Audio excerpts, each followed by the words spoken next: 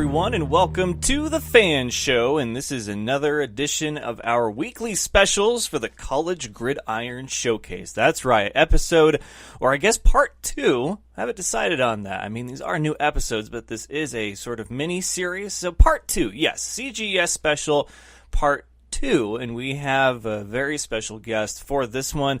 Just like last week, we had founder-creator Jose Jefferson. Today we have co-founder, co-creator, another one of the masterminds behind what is the first pro-level event of the calendar year, and that is Craig Redd of the College Gridiron Showcase. So these are our 30-minute specials that we're doing in our countdown to CGS, and today is a special day because last week we talked to Jose. We were just under 60. We made the big post about it being 60 days away. Well, guess what? That was then. This is now. It is the big 5-0. That's right. Tick one down from the left-hand column. From 60 to 50. My God, where does the time go? The time flies, and we're having fun as we get ready for the 5-day event, January 4th, technically 5th as far as for college seniors, through the 9th. And then, of course, there is the free agent event as well. So we have Craig Redd on. He's going to be coming up in a little bit to talk about all things CGS and a sneak peek behind the scenes and what all goes into making a 5-day event like this happen.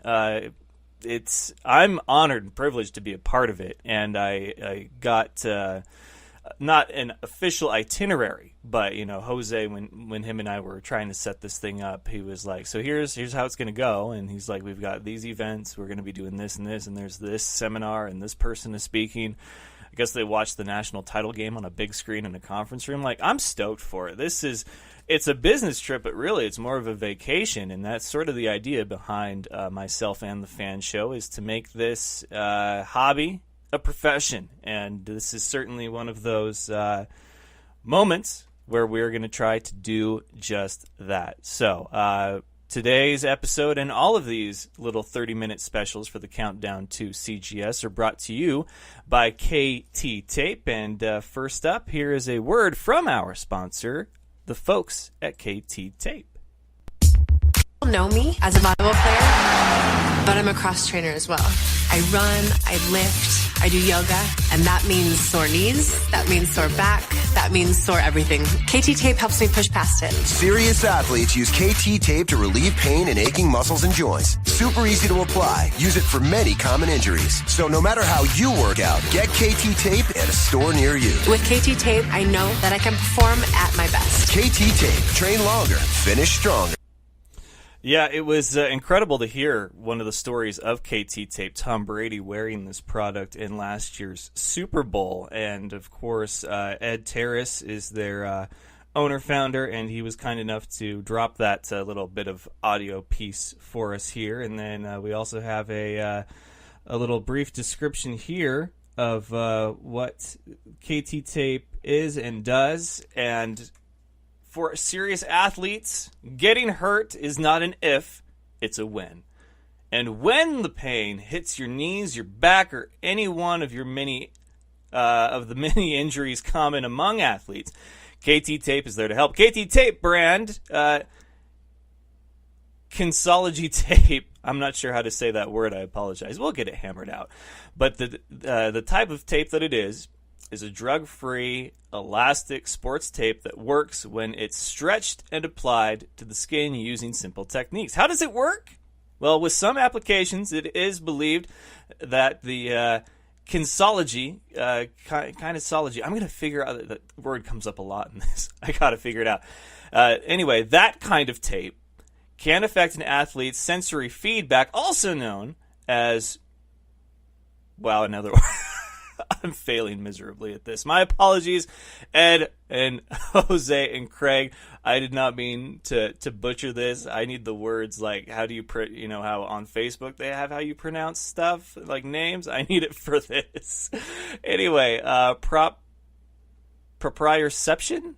Anyway, through receptors in the skin and in turn influence movement in the body and other application techniques, kinesology tape has been shown to reduce pain, making it an excellent drug-free alternative. Another technique has been theorized to facilitate lymphatic drainage following an injury by lifting the skin, thereby helping to reduce swelling. No athlete wants downtime or feel like they can't perform to their fullest potential. KT tape only takes a minute to apply and helps athletes perform at their best. So there's your Mad Lib for today. You got a couple of words for today's word of the day if you're playing along at home. And with that, let's go ahead and bring on Craig Rudd, co-founder, co-creator of the College Gridiron Showcase. Enjoy.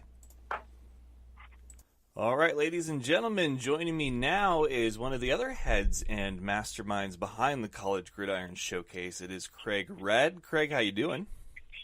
Excellent. How are you today?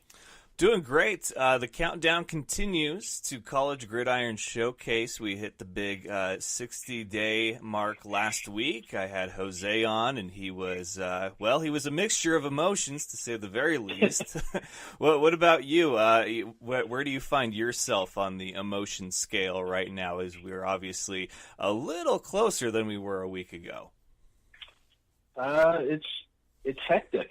That's probably the best way to put it. We try to be the duck on the pond that, gives the calming effect up top, but below our feet are scrambling. It's a crazy time, and as every day passes, our phones, emails are buzzing and stay busy. So it's that time of year now, which is great.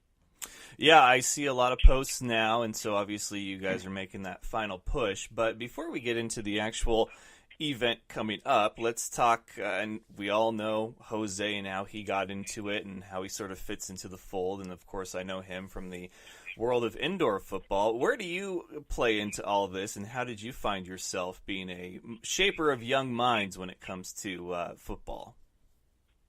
Well, I mean, I've been in the business of pro sports now for 20 plus years, almost like Jose. I mean, we've known each other since '99 when I started as an agent. So I was an agent for about 15 years before we started this. NFL, CFL guys, definitely had some arena indoor guys. So that's really where my background came into understanding it. And I've met Jose back in '99 when he was a coach and I was an agent, and we just kind of vibed pretty well, and the rest is history there. I mean, from there, we just sparked really a great friendship. But probably about 6 years ago, I was trying to help one of my clients. Well, probably a little bit more than that, but I was helping one of my clients, smaller school player, try to get into an all-star game, and the all-star game, I was just helping. I wound up helping the person who was running it, for a couple of years, just being a voice for him and what players might think. And one year got stuck running the event, not trying to, but I got stuck running it because he took ill, and I pulled Jose into it, to help me out with some stuff. And after we were done, we were exhausted, but we were both complaining and just saying, well, I would do this different, I would do that different. And we both kind of made our list for about a month, and just got to the point, it's like, well, if we think we can do it better, why don't we just go ahead and try to do it ourselves? It's crazy how things happen like that, isn't it? It really is. And Jose, being a high challenge person, he took it upon himself and thought I was challenging him, and we just kept spitting out ideas. And couple 2-3 months into it, he's just like, you do realize we're moving forward with this idea. So he's like, it's no longer an idea, we kind of framework what we were looking to do, and that's kind of where we got into it. But always having the undrafted player, late round player, when I was an agent, one of the things that I wanted to do from us doing this All-Star event and the All-Star game is I wanted to try to help do a symposium, because the NFL Rookie Symposium was only for drafted players. But yet statistically, it will show you that a lot of the undrafted guys make the league and stick around the league longer than some of the drafted players, but they never benefited from the same information that the drafted players did. The financial literacy, how to be a professional, what things to look out for, risk management. And so I want to really help build up the symposium part of it to help educate these guys, not just give them a football experience, but give them a life experience. And with Jose's background from the on the field stuff, it was really just a nice blend, with what I want to do, what he wanted to do, and how we blended it together.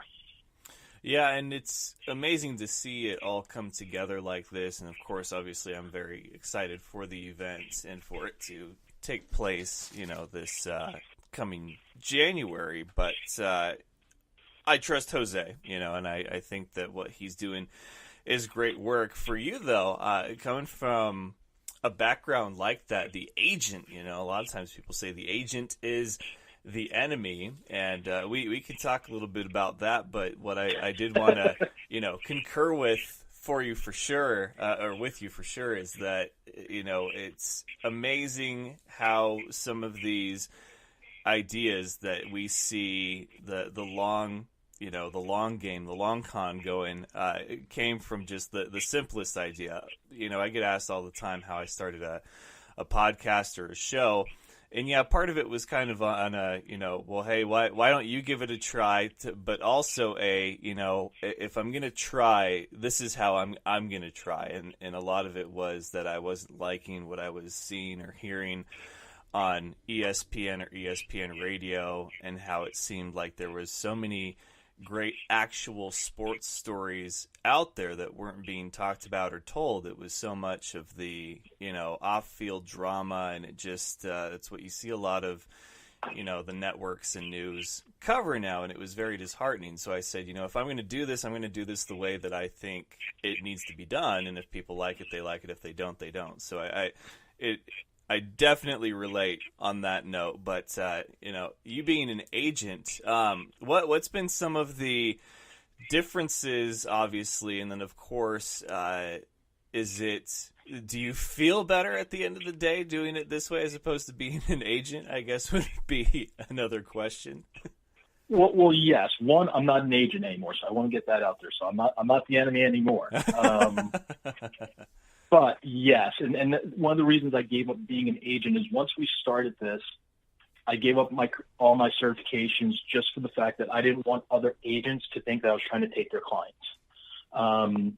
Because that's not why we did this. We truly wanted to help players. Yeah. So I gave up all my certifications. So I'm no longer an agent. But yes, I feel so much better at the end of the day, just because I can help more players, and as a group, we can help more players than I ever could imagine as an agent. And I'm sure Jose feels the same way as a coach. He impacts so many people's lives. But in the indoor game, you only have 20 men on the roster. Here, we're helping impact, up to 200, and this year it'll be even more. It'll be double that this year, but we're helping impact them and at least putting them in front of people where they can be evaluated, but hopefully get their opportunity, get their start in professional football, and hopefully at the highest level being the NFL. But after the event's over, I'm exhausted, but I love watching where these players go. I mean, we keep track of our alumni. We really try to make sure we know where they're going, where they've been, who's picking them up, what leagues. I just feel so much better. I mean, I really do. I feel energized by that. When we see so many players get the opportunities that they're getting, at the end of the day, that's why we're doing this. And for me, I never got that experience as an agent, because if someone didn't get in, someone was always complaining that, hey, you didn't get me here. We just help expose as many players as we can to, do what's best for them. And then after that, it's on the player. So I really do feel so much better and sleep better at night. Well, that's the important thing, I suppose. And you talked about a good exhausted, if you will, and I understand Absolutely. that feeling as well.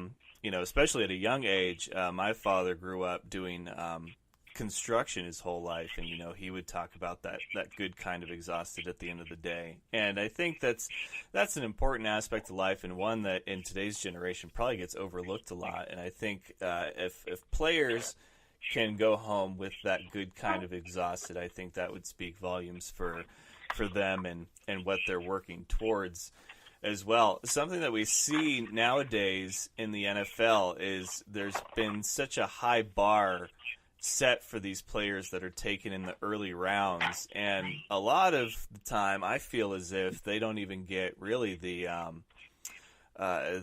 proper chance to showcase, because we've seen busts.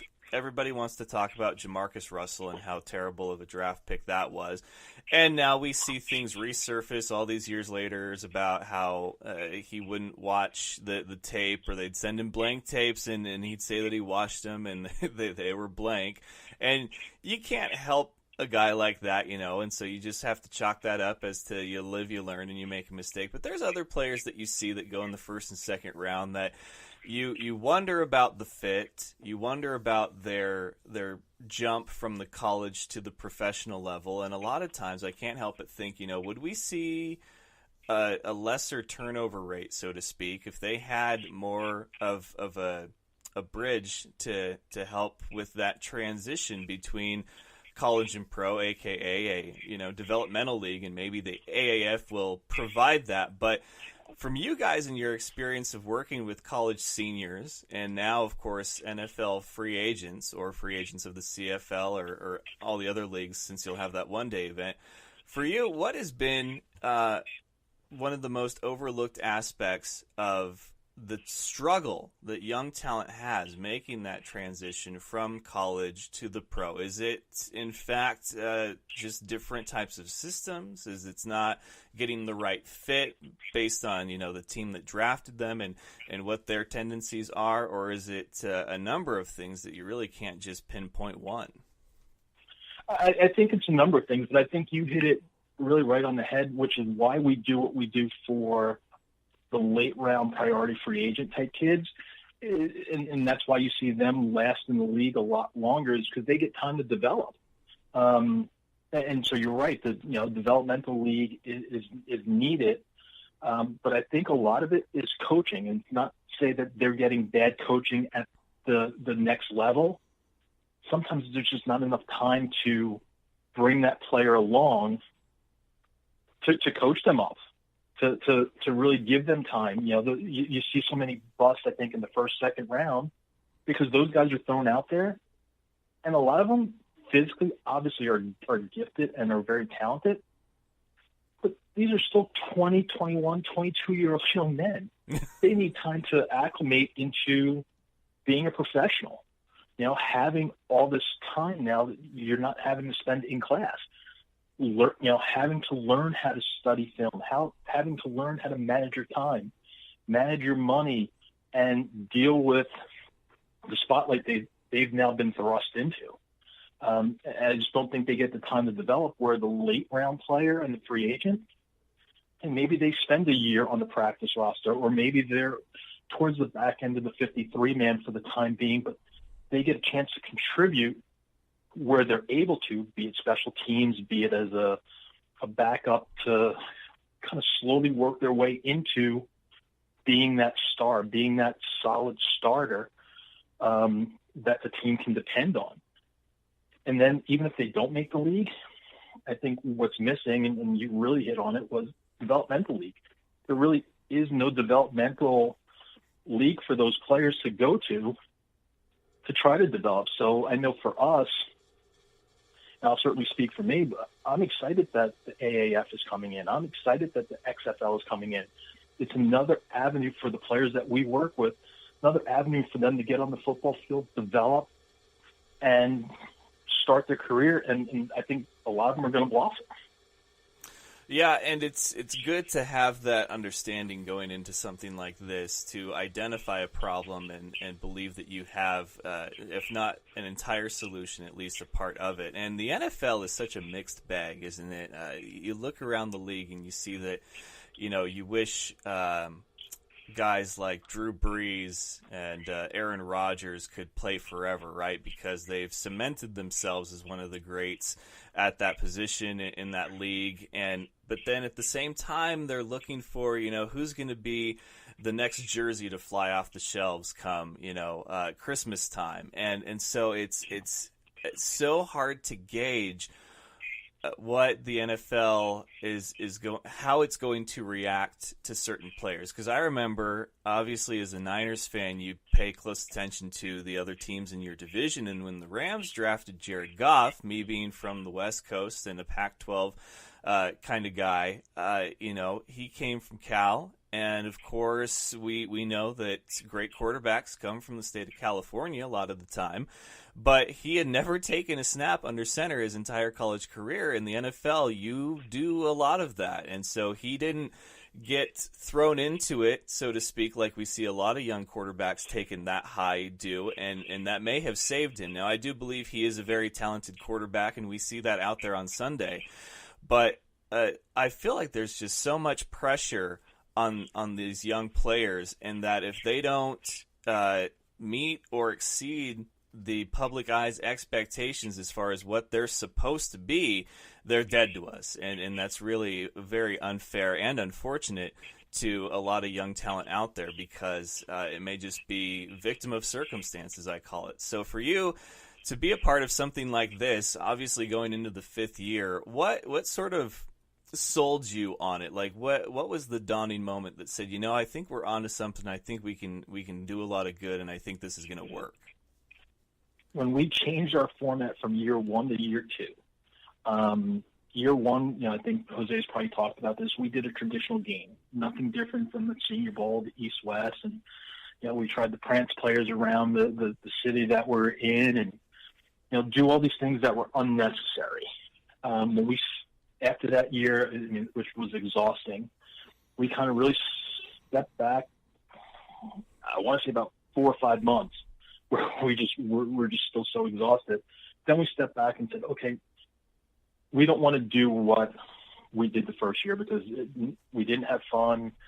It was nothing different, and it just didn't make the impact that we were looking to make. Once we start changing the format and Jose and I really listening to each other, he said, well, as a coach, I want to do X, Y, and Z, and I think this kind of works out really well. And I went back to my agent days and said, well, you know what, as an agent, all all-star games, doesn't matter, Senior Bowl, East-West, the scouts that show up, they leave Wednesday. They don't stay for the week. They don't stay for the game. The game's not important to them. They can get the film if they want to see the game. And once we start blending that and came up with the format that we now have, which is really more of a NFL OTA style of event, and we stop at Wednesday. Scouts love it. They get all their interviews done in the way we set it up for them. They don't have to rush around and try to chase players. We'll bring players to them. They tell us who they're looking for, and we bring them to them. But I think that's when it started clicking that second year. Once we changed the format, after that year, we said, we're on something. We love the format. Scouts received it very well, which we weren't sure if they were going to or not. It was received very well by the scouts. Agents enjoyed it because it kept their clients healthy. Players enjoyed it because it kept them healthy and, gave them all the exposure that they were looking for. After that year, we said, we're on to something. We like what we're doing, and we became, rejuvenated. We became energized again that, hey, we're going in the right direction. It's crazy how it's a moment as simple as that. I figured there was going to be something. I don't know if as early as year 1 or 2, because I know for me from experience, I'm in year 3 of this, and there's been, I think still some moments where I'm just like, am I still doing this? But for a lot of things that work and that you receive great feedback, high praise for, I do believe that there are some moments very early in whatever it is that you're doing that you kind of realized it, which is the funny thing about all of it. Now, for you guys, one thing that Jose has mentioned that you just mentioned that I wanted to touch on real quick here is he said that the showcase is very game like the Senior Bowl and stuff, because he says that the scouts, as you mentioned, they don't even watch the game, and the game is sort of irrelevant. Now, with that though, a trend that we've seen recently is that a lot of players that are considered very valuable draft prospects, high picks, going in that first and second round, getting that pro money, they will pretty much abstain from a bowl game if it's not the national championship, which, let's be honest, bowl games at this point are basically participation awards at the collegiate level, because there's there's a bowl game for everyone. But it sounds like it's almost a double-edged sword, because I don't know how you guys feel about it, but a lot of players that I've talked to that played college ball that were NFL prospects, there's there's no way I would have not played that last game, that I would have been there for my team, because I think it's important to be there to finish the season for the fans, your family, and most importantly, your fellow teammates. So on that note, do you feel that what you guys do and what you're about sends at all any kind of conflicting message, or what's your opinion on players that hold out on bowl games come December, January? Again, putting my professional hat on as an agent, I get it. Mm-hmm. As a former athlete, I couldn't imagine me doing that. But then again, I wasn't in the position those guys were in, where I was going to be getting paid millions of dollars to do it. The players that we get for our event, though, they're clamoring to get in front of scouts. They're clamoring for an all-star game, an all-star event, the opportunity to really kind of showcase their abilities against maybe a higher talent level to the scouts. So we don't see it as much where players are saying, no, I don't want to get hurt, I don't want to play. We don't really see that as much with the guys, because our guys, they understand they need is exposure, and as much as they can get, they want to get out there. So we don't find it as much. I mean, personally, I don't like guys sitting out of bowl games, but I certainly understand it. Yeah, it is something that there are two very logical sides to it. As a fan, you'd like to see your guys out there playing their best game, because for some fans, for some families, that's going to be the peak, the highlight of it, at least for the foreseeable future, pending, deep run into the playoffs and even a Super Bowl appearance. But, you'd like to go out there, and if you had a great college career, I'd like to believe that you'd at least want to finish it with your best foot forward and put your best performance out there.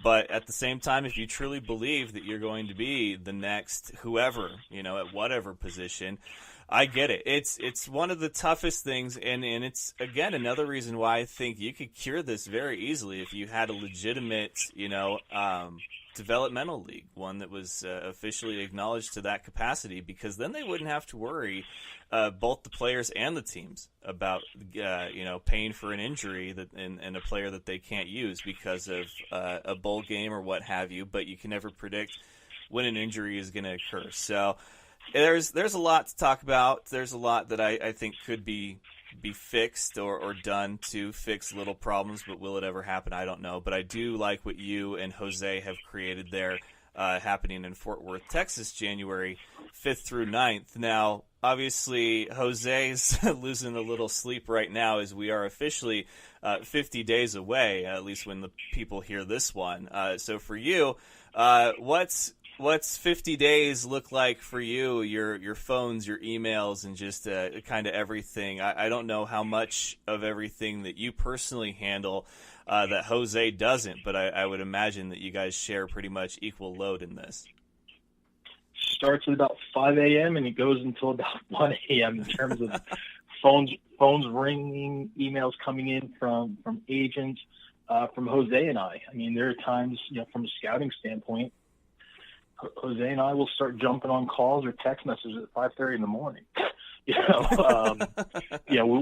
We go at it. So I mean, Jose, myself, and we have another scout. We kind of make up the bulk of our internal scouting staff. But we go at it all the time in terms of, fielding calls, looking at film, looking at players, talking to the agents. I do a lot of sending the invites out. So, operation standpoint in terms of scheduling and, trying to finalize the schedule so our staff can look at it to tell me where I screwed up or where I double booked something, or, make sure everyone's okay with the schedule and we spaced it out logistically well. But really we start, especially agents who've been with us for a while who understand how our process works and how Jose and I work. I get agents texting me at 6 o'clock in the morning. Hey, have you looked at this guy? Is this guy on your board? Or is this guy getting an invite? How do we help him get an invite? And that will go on until, 1 a.m. At this point in time. So it's, it really, we're putting in, 18, 20 hour days, at this point. Sometimes we get a little bit of a lull, but usually then people back us up with emails and, players nominating themselves, families nominating players, talking to different colleges and their player personnel people or their directors of football operations. And so it really is, it's nonstop. So at this point, it's put on the gas and we're going full speed. Yep, all gas, no brake at this point. And with 50 days away, I'm personally getting very excited for it. And the craziest part of all of it is that, 50 days away, but you still have Thanksgiving, Christmas, and then a brand new year to throw in between now and then. So there's just so much going on. I do not envy you and Jose at all right now, but I certainly respect and acknowledge the grind. So you guys keep doing what you're doing. He is Craig Redd of the College Gridiron Showcase. And Craig, I can't thank you enough for shedding some more light on what I believe is going to be a very good event, all parties considered, this coming year. Well, great, thank you very much. It's been fun and it's a grind, but this is the fun time of year for us now. This is the time that we keep, we always wait for is great. It's football time now. Let's start getting invites out. This is a fun grind now. Yeah. And so you guys do what you got to do, and we'll keep doing these weekly specials. I'm certainly having a lot of fun with them. But Craig, thank you so much. I will let you get back to it. Don't work too hard, and make sure that you get in at least a few hours of sleep. Like I told Jose, you guys are dead to us if you can't function properly. So make sure that we'll you've be got ready.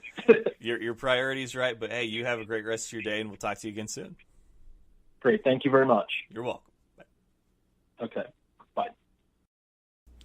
And once again, that was Craig Redd. Big thank you for him, for joining us here on the F.A.N. Show for another College Gridiron Showcase weekly special. This is part 2. We're going to continue these all the way until the start of the big event, and even then we're going to have specials and live podcasts and Facebook Live. Just we're going to be doing so much media coverage and taking you behind the scenes of a combine-like event, the first pro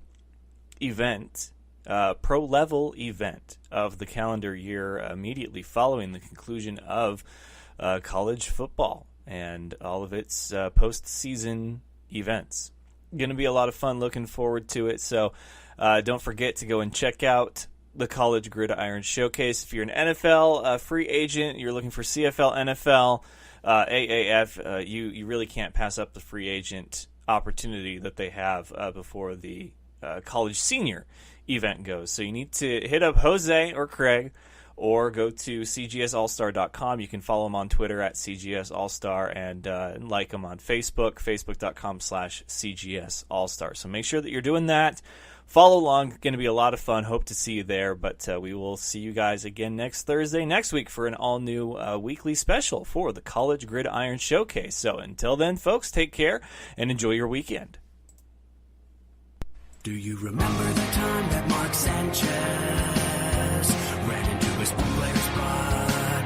That was funny sports. Thank you for having me on the show, man. I love the F.A.N. show.